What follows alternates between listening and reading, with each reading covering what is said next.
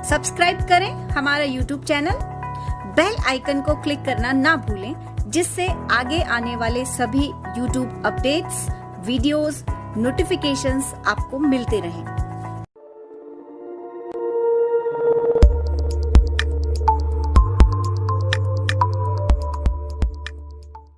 कक्षा 10वीं में आपका स्वागत है।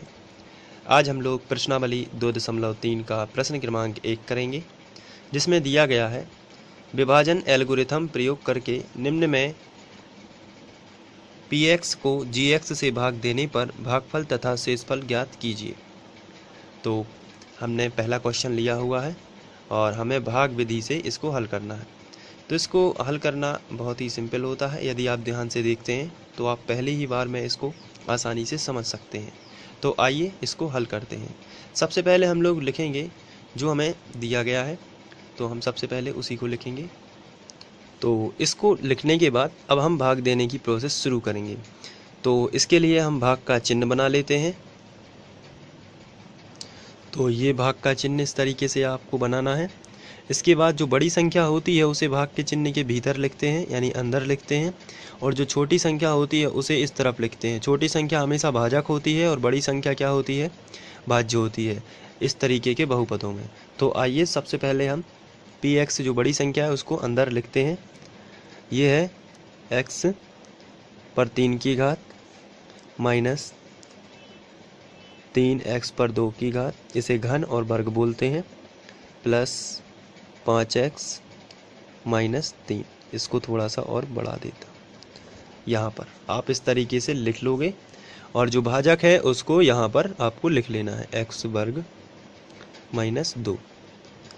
अब हमें भाग देना है। तो भाग देना बड़ा ही सिंपल है।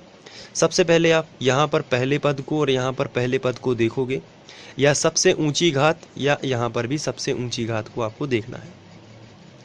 यहाँ पर x पर 3 की घात है, लेकिन यहाँ पर x पर 2 की घात है, तो एक x की कमी पड़ती है इसको इसके जैसा बनने के लिए। तो आपको क्या करना पड़ेगा, यहाँ पर वो कमी पूरी करनी पड़ेगी और ऊपर लिखना पड़ेगा x। अब हम x का गुणा x वर्ग में करेंगे तो x घन हो जाएगा, लेकिन साथ में जो हमने कमी यहाँ पर लिखी हुई है इसका गुणा इसमें भी हो जाता है। तो x का गुणा इसमें भी होगा और x का गुणा इसमें भी होगा। फिर से समझ लीजिए, आपको पहला पद और पहला पद यहाँ ध्यान से देखना है, और दोनों में क्या कमी है उसको ऊपर लिखना है, और उस कमी का गुणा इन दोनों में करना है। चलिए गुणा करते हैं। x का गुणा x वर्ग में होगा तो x घन ही आएगा, क्योंकि 2 की घात और यहाँ पर कुछ भी घात नहीं लगी है तो 1 की मानी जाती है, और गुणा में घातें जुड़ती हैं तो 2 की घात और 1 की घात टोटल 3 की घात हो जाएगी। यहाँ पर x पर 3 की घात, यहाँ पर माइनस लगा है लेकिन यहाँ कोई भी चिन्ह नहीं है तो यहाँ पर प्लस लगा है, तो प्लस माइनस अलग अलग चिन्ह है इसलिए माइनस ही आएगा, और 2 का गुणा x में होगा तो 2x आएगा, जो कि हम वर्ग के नीचे नहीं लिख सकते, इसे हम यहाँ पर लिखेंगे माइनस 2x। x के नीचे x होनी चाहिए, 3 की घात के नीचे 3 की घात होनी चाहिए, 2 की घात के नीचे 2 की घात।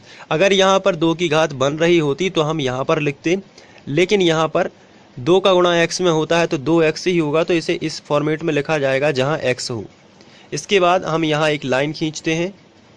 लाइन खींचने के बाद हम लोग इसके जो चिन्ह ओरिजिनल हैं उनमें गोला लगाएंगे और उसके विपरीत लिखेंगे। जैसे यहाँ पर इसका ओरिजिनल चिन्ह माइनस है और यहाँ कोई भी चिन्ह नहीं लगा है तो इसका असली चिन्ह प्लस होगा, लेकिन इसमें हम लोग इनके जो ओरिजिनल चिन्ह हैं इनमें क्या करेंगे, गोला लगा देंगे और इनके विपरीत लगाएंगे। जैसे ये धन में गोला लगा है तो इसका अब चिन्ह बदल के हो जाएगा ऋण, और तो प्लस का बन गया माइनस, और जो माइनस है इसका बन जाएगा प्लस। अब हम लोग इसमें जोड़ना घटाना करेंगे। तो यहाँ जो माइनस का x घन है, यहाँ कोई भी चिन्ह नहीं लगा है तो ये प्लस का है, तो प्लस माइनस के क्या हो जाएंगे, कैंसिल। तो क्या मिल जाएगा हमें, माइनस, ये अब ज्यों का त्यों नीचे उतर जाएगा, माइनस 3x वर्ग। यहाँ प्लस का 5 है और प्लस का 2 है, आपस में जुड़ जाएंगे तो प्लस के कितने हो जाएंगे, 5 और 2 7x, और माइनस में कितने आएंगे, 3। तो इस तरीके से हम पहला स्टेप सॉल्व करते हैं। अब हमें फिर से यहाँ पर पहले पद को यानी सबसे ऊंची घात वाले पद को और यहाँ दोनों को देखना है। अब इनमें हमें कमी बताना है कि क्या कमी है। क्या आप बता सकते हैं इन दोनों में कौन सी कमी है? तो यहाँ पर आप कहोगे एक्स वर्ग यहाँ है, तो एक्स वर्ग यहाँ भी है, लेकिन यहाँ पर -3 है, यहाँ पर -3 नहीं है। तो कमी कितने की है? -3 की। तो जो कमी है हम यहाँ पर लिखेंगे -3, और -3 का गुणा अब इसमें भी होगा और -3 का गुणा इसमें भी होगा। दोनों पदों में -3 का गुणा होगा और जो आएगा वो यहाँ नीचे लिखा जाएगा। तो चलिए शुरू करते हैं।